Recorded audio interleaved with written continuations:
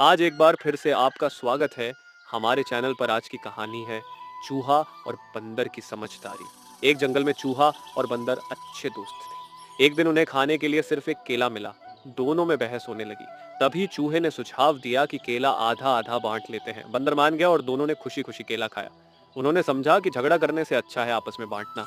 उस दिन से वे हमेशा मिलजुल कर रहते और अपनी चीजें साझा करते। समझदारी से दोस्ती और भी मजबूत हो गई।